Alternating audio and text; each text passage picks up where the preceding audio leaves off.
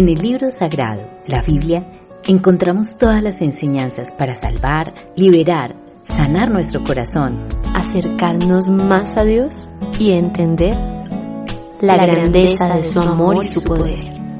Conduce Gloria Velázquez desde Medellín, Colombia. Fuente de la vida eterna y de toda bendición. Transmitiendo para Radio Tierra Prometida, Proyecto Corazón Internacional en España, Radio Alerta 7 en Nueva York y Grupo Internacional Cadena en Unidad en Laredo, Texas. Tu piedad inagotable, abundante en perdonar,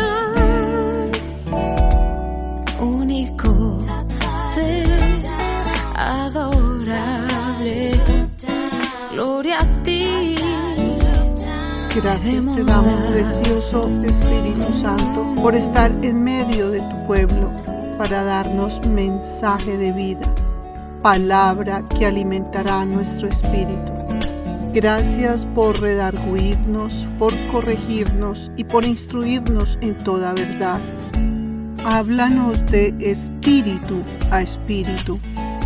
Te damos muchas gracias por tu presencia y sabemos que hay una gran necesidad de escuchar tu voz a lo más profundo de nuestros corazones, para vencer, para triunfar, para ser conquistadores y dejar huellas de victoria. Gracias, mi amado Señor, y en tu nombre hemos orado. Amén y amén. Bueno, mis amados, mis amadas, el mensaje de hoy se llama Aprende cómo dejar a tu gigante sin cabeza y mutilado. Significado de Dagón: divinidad ampliamente adorada entre los semitas del oeste. Lo consideraban el padre de Baal. Era un dios con D minúscula, importante para ellos. Su templo estaba adyacente al de Baal. Los cananeos de Palestina también lo adoraban, como lo demuestra el hecho de que dos pueblos en tiempos de Josué, uno en Judá, en Josué 15:41, menciona a Gederot y Bet-Dagón, y otro en Aser, en Josué 19:24, se llamaban Bet-Dagón, que significa casa o templo de Dagón. Es posiblemente seguro de que había un templo a Dagón en ambos lugares. El hecho de que Dagón aparezca en el Antiguo Testamento como el principal dios filisteo, o sea, acordémonos que ese dios es con D minúscula, sugiere que ellos debieron haber adoptado a este dios cuando invadieron Palestina. En el Antiguo Testamento se mencionan 3 centros de adoración de Dagón relacionados con los filisteos. Primer centro, templo de Dagón en Gaza, donde Sansón encontró la muerte. Jueces 16, 21, 30.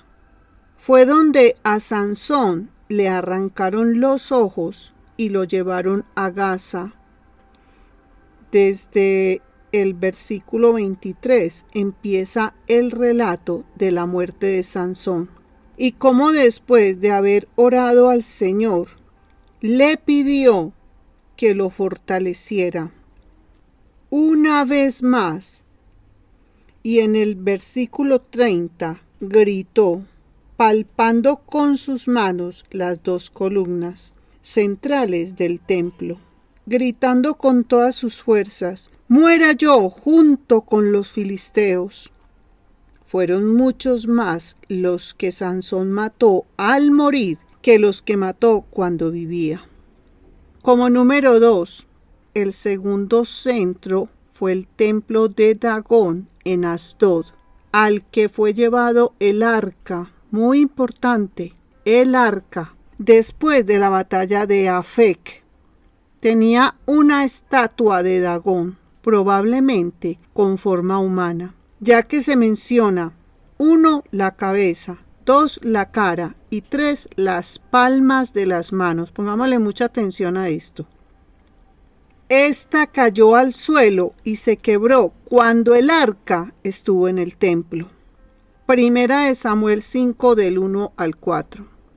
Versículo 1. Después de capturar el arca de Dios, los filisteos la llevaron de Ebenezer a Asdod y la pusieron junto a la estatua de Dagón. ¡Qué peligro! Al otro día, la estatua estaba tirada en el suelo boca abajo frente al arca del Señor.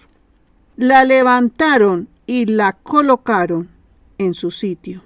Al otro día la encontraron sin cabeza y sin manos, mutilada. El tronco estaba solo. Sería muy importante si le sacáramos tiempo para leer todo el capítulo de Primera de Samuel 5, para entender todo el contexto de Dagón, dios de los filisteos. El templo de Dagón en Bet-San, al cual los filisteos llevaron la cabeza del rey Saúl y su armadura después de la batalla del monte Gilboa, en la que el rey perdió la vida. En Primera de Crónicas 10:6-10, leamos: Así murieron Saúl y sus 3 hijos. Ese día pereció toda su familia. Tomaron su cabeza y sus armas. Después colocaron las armas en el templo de sus dioses y colgaron su cabeza en el templo de Dagón. Resumen de Primera de Samuel 5. Dios destruye a Dagón y castiga a los filisteos. Miremos el tema principal. El castigo de Jehová Dios contra 3 ciudades filisteas que pretendieron poner el arca de Jehová como inferior a su Dios con D minúscula, Dios Dagón. Versículos principales.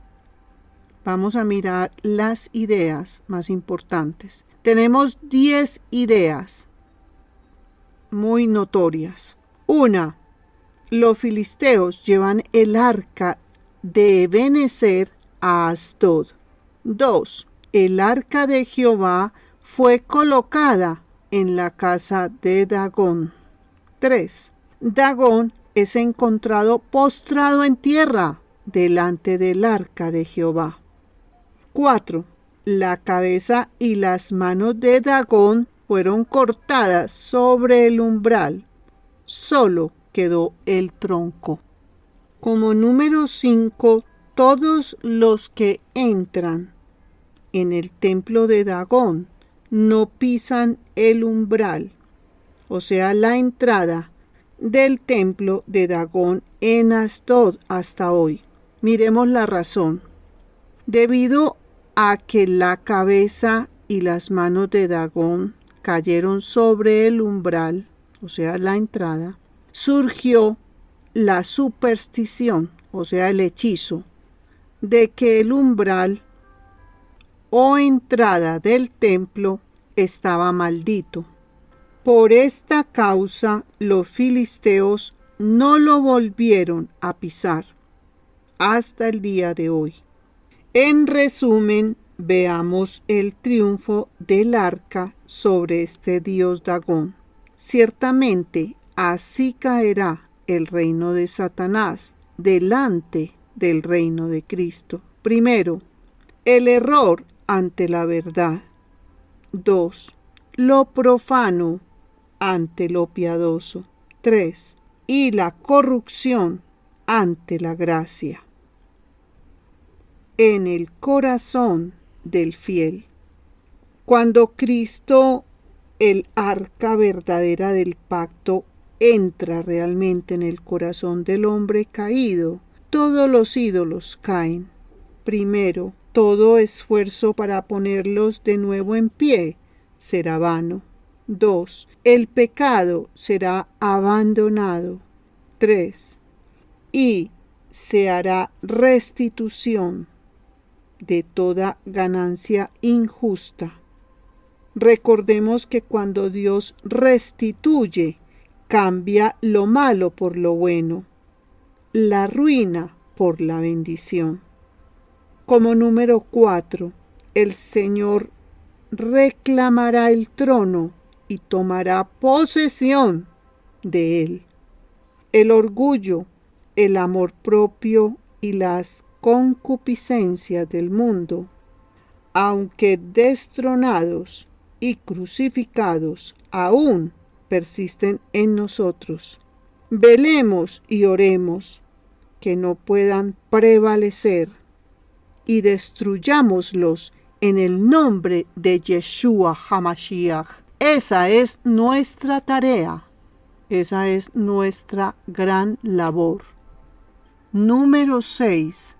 Se agravó la mano de Jehová sobre los de Asdod, y los destruyó y los hirió. 3 cosas. Se agravó su mano como número 1. 2. Los destruyó y 3. Los hirió. 7. Pasaron el arca del Dios de Israel a Gat, y también Gat fue afligida con tumores. 8. Enviaron el arca de Dios a la ciudad de Ecrón, quienes se quejaron porque decían: nos matará. 9. Los filisteos diciendo: enviad el arca del Dios de Israel y no nos mate a nosotros ni a nuestro pueblo. 10. Y los que no morían eran heridos de tumores, y el clamor de la ciudad subía al cielo. Cuando el altar a Dios está arruinado, como número 1, nadie busca a Dios. 2. Hay adoración e idolatría a dioses ajenos, lo que Dios abomina y rechaza. 3. Viene el descuido, desinterés, desánimo, abandono a todo lo de Dios. 4. En resumen, el altar a Dios está arruinado, roto, en pedazos, desbaratado. Lleva años sin ser utilizado. Las consecuencias de tener el altar a Dios arruinado es que 1. Vendrá prueba. 2. Aflicción. 3. Ruina espiritual, física y financiera. Conclusión: para que puedas dejar tu gigante sin cabeza y mutilado, o sea, roto, como número 1, reconcíliate con Dios. O simplemente ven a los pies de Cristo. Si no lo has hecho nunca, hazlo. Elige, escoge rendirte a sus pies. 2. Restaura el altar a Dios. ¿Cómo? Ven en obediencia a Él. Búscalo. Empieza a escuchar mensajes de Dios. Lee su palabra de vida para adquirir sabiduría y busca una iglesia de sana doctrina. Averigua cuál te va a enseñar la palabra a la luz de la Biblia, porque estamos en tiempos peligrosos y desafortunadamente hay muchos falsos. Te buscas hombres y mujeres ungidos que enseñen y prediquen la sana doctrina. 1. Vas a aprender a orar y a tener una relación con Dios. 2. Vas a desear leer su palabra. Y 3. Vas a amar tener una relación con Dios. Vas a dejar tus ídolos, que pueden ser, un ejemplo, el dios dinero, y muchos otros que pudiéramos listar. Y toda cosa que hasta hoy haya ocupado un primer lugar en tu vida.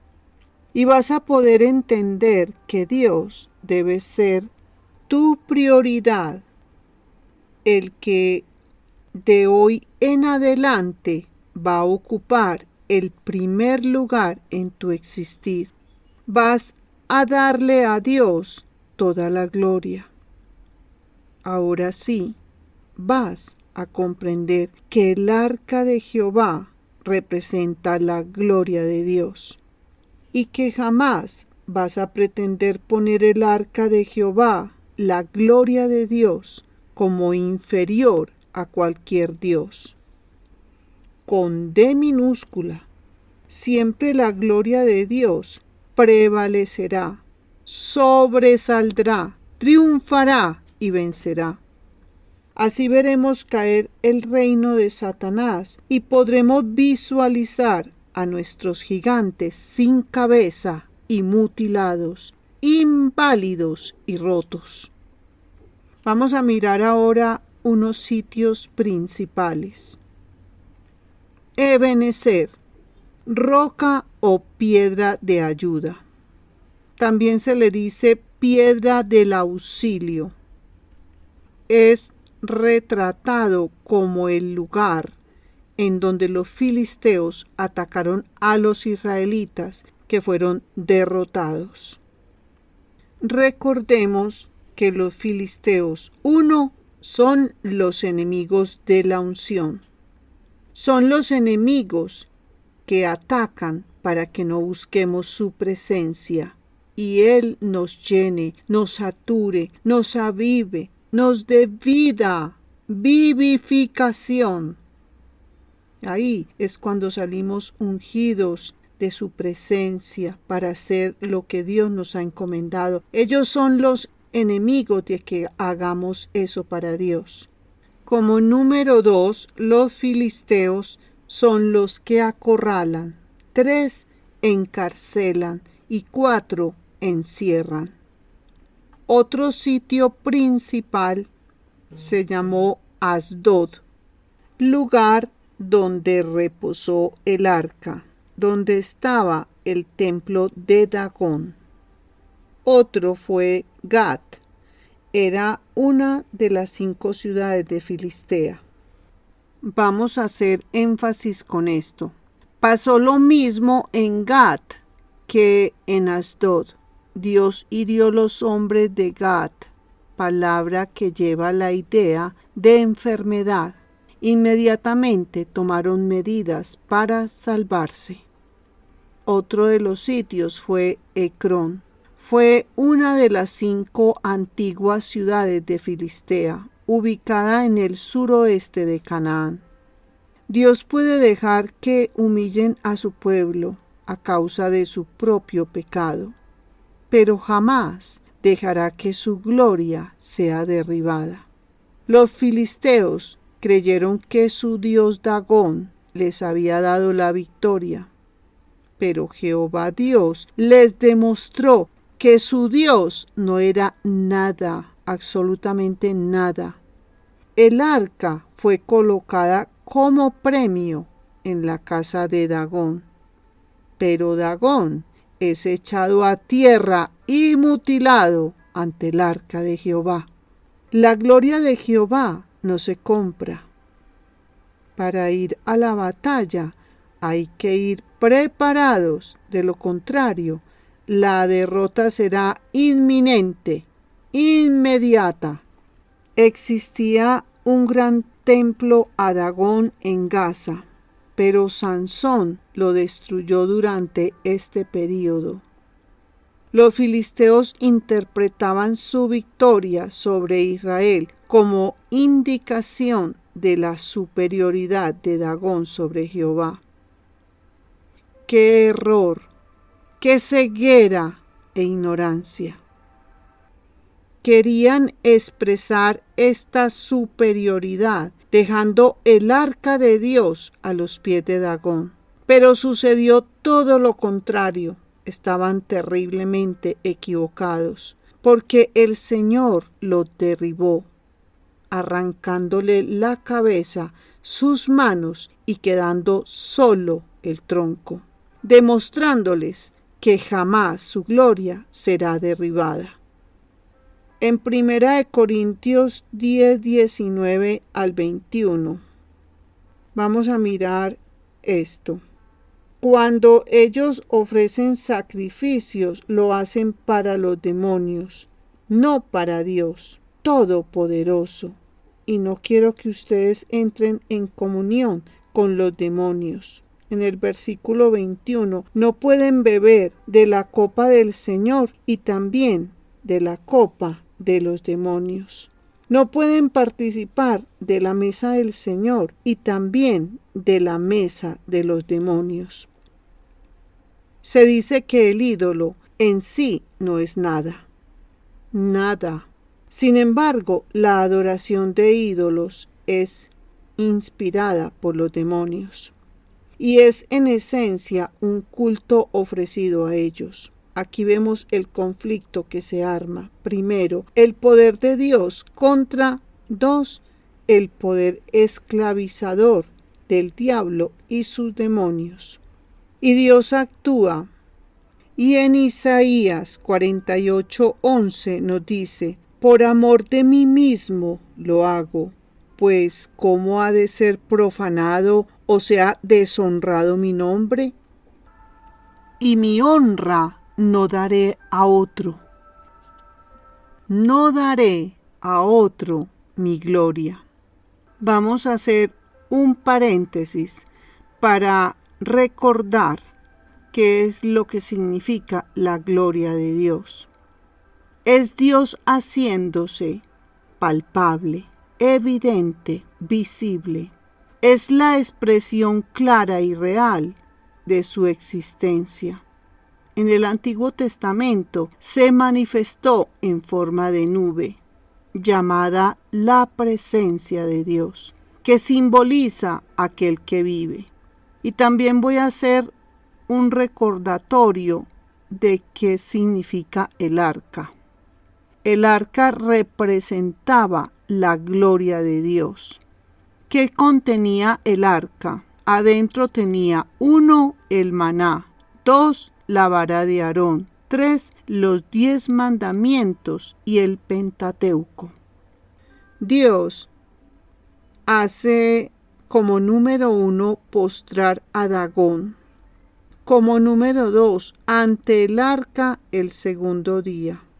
Y el tercer día se descubre el ídolo en pedazos. Roto, ya no tiene cabeza para pensar, ni manos para obrar.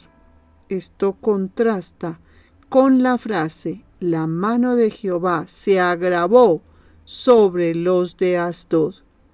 Es curioso ver cuántas veces aparece en el Antiguo Testamento esto, del tercer día como día de importancia y actuación. Por ejemplo, primero, el tercer día, el pueblo de Israel cruzó el río Jordán. 2. Jonás estuvo en el vientre del pez 3 días y noches. Como número 3, menciona el tercer día como día de resurrección para el pueblo de Israel. Y Jesús declara en Lucas 13:32: id y decid a aquella zorra: he aquí, echo fuera demonios y hago curaciones hoy y mañana, y al tercer día termino mi obra. Nos quedamos admirados de esta evidencia bíblica que prepara lugar para el evento más importante de la historia, la resurrección de Jesucristo al tercer día. Las manos de Dagón no sirven más, pero la mano de Jehová se agravó sobre ellos. La palabra agravó aquí es que pesaba. Vemos la raíz de la palabra en glorificar u honrar. Es decir, Dios con su mano pesada estaba, 1, glorificándose a sí mismo. 2, honrando su propio nombre ante los ojos de los filisteos. Y a pesar de todo esto, ellos no querían reconocer su soberanía ni convertirse de su idolatría para adorar al único Dios verdadero. Dios provee amplia evidencia de su poder y realidad, pero los hombres rehúsan creer y por lo tanto son condenados. Para que supieran sin más lugar a dudas que todo esto no era un accidente, Dios hirió con tumores a los habitantes de Asdod. La palabra tumores viene de la palabra hebrea hincharse. Dios triunfó. Los filisteos dijeron: enviad el arca del Dios de Israel. ¿Cuántas veces se ha repetido esta historia en la experiencia de los hombres pecadores? En Betel los jóvenes le gritaron a Eliseo: sube, calvo, con tono despreciativo. En Samaria le dijeron a Amós: vidente, vete. Huye a la tierra de Judá. Los gadarenos le rogaron a Jesús que se apartara de ellos, porque tenían mucho temor. El pecado siempre aparta. Aleja a los hombres de Dios. Es como Job 21:14, donde dicen los impíos: apártate de nosotros, no queremos el conocimiento de tus caminos. Los hombres de Ecrón clamaban, pero no era un clamor que convierte el alma. Querían que Dios se apartara de ellos para que pudieran seguir su vida pecaminosa, sin estorbos. Mucho cuidado con apartarnos del que tanto nos ama. No busques huir del que ama tu alma. Antes bien, que nuestro clamor y oración de socorro sea: conviértenos el alma para que vivamos, porque queremos el conocimiento de tus caminos, el temor de Dios y tu sabiduría, como lámpara a nuestros pies y lumbrera a nuestro caminar. Gracias, mi buen Señor Jesús. Y ahora vamos a hacer una oración para despedirnos. Gracias te damos, precioso Espíritu Santo, por haber pasado este tiempo con nosotros, por habernos enseñado tu palabra, que nos amonesta, nos exhorta, nos enseña, nos redarguye, corrige e instruye en toda justicia. Produce en nosotros el querer como el hacer por tu buena voluntad, para que hagamos como conviene, para que queramos caminar tierra de rectitud y a tus verdes y delicados pastos, porque no hay nada más precioso que caminar con nuestro buen pastor, que es el que todo lo puede, que es el que nos orienta para hacer lo recto, lo bueno y lo correcto, y nunca jamás que hagamos lo erróneo, lo equivocado y lo torcido. Ayúdanos y habilítanos para hacer y querer, porque tú eres el que produces en nosotros el querer como el hacer, y necesitamos que lo produzcas, porque tú nos vas a orientar para que lo que hagamos, lo hagamos muy bien y lo sepamos hacer.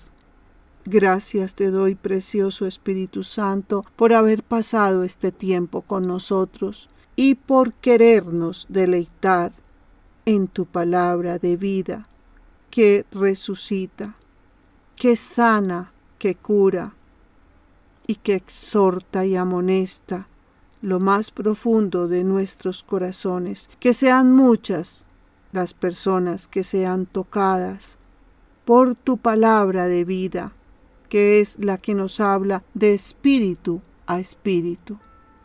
Gracias te damos, mi poderoso y precioso Espíritu Santo, para que siempre nos dejes sentir tu preciosa presencia y podamos disfrutar de tu perfume, de tu aroma, de tu fragancia en cada uno de los dichos de tu boca, porque lo más preciado es tu palabra. Tu palabra es nuestro pan de vida, es la espada con la cual nos defendemos de los dardos del maligno. Pero gracias, precioso Hijo de Dios, porque tú apareciste para deshacer las obras del diablo. Y gracias porque un día nos llamaste, nos visitaste, y que nuestra oración de socorro siempre sea: precioso Espíritu Santo, quédate con nosotros, que nosotros no nos vamos de ti. Tú no nos vas a dejar, pero nosotros sí te podríamos dejar. Y el que esté firme, mire que no caiga, porque así lo dice tu preciosa palabra, que queramos caminar este camino, que cuando nos encontremos los abrojos, los espinos y las piedras punzantes, estemos muy, muy convencidos de que tenemos la ayuda preciosa tuya, mi amado Señor, porque tú eres el que nos quitas todo eso que estorba en nuestro caminar y nos acompañas, nos proteges y nos das esa luz que necesitamos siempre para llegar a la meta final. Gracias, mi amado Señor, y en tu nombre hemos orado. Amén y amén. Bueno, mis amados, mis amadas, nos despedimos con la bendición sacerdotal. Jehová te bendiga y te guarde. Jehová haga resplandecer su rostro sobre ti y tenga de ti misericordia. Jehová alce sobre ti su rostro y ponga en ti la paz de Dios.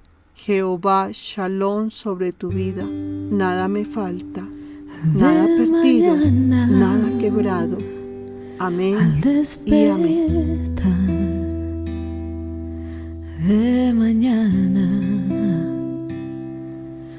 si quieres volver a escuchar el programa, nos puedes encontrar en Facebook, canal de YouTube y plataformas de podcast como La Grandeza de Su Amor y Su Poder. Suscríbete al canal y comparte nuestro mensaje con quien más lo necesita. Y cuando solo estoy, y cuando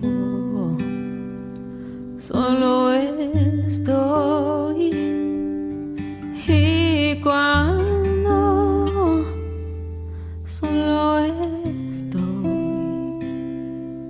dame a Cristo,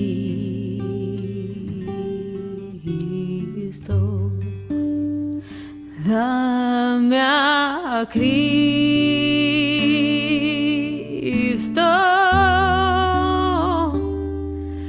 dame a Cristo,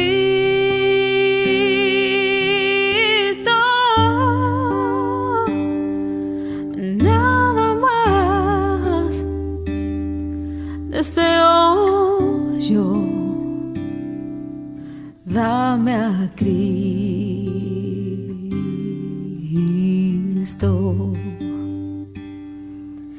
Al momento de morir, al momento de morir, al momento de morir, dame a Cristo,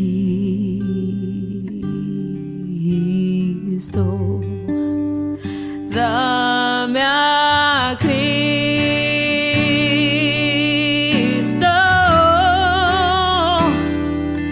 dame a Cristo,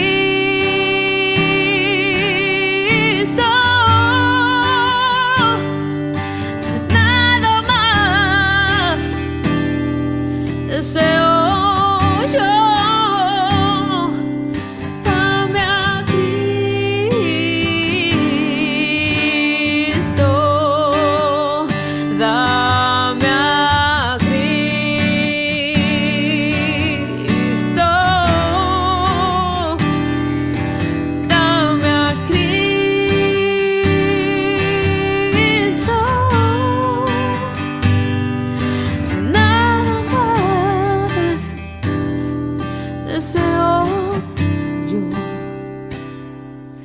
dame a Cristo. Nada más deseo yo, dame a Cristo.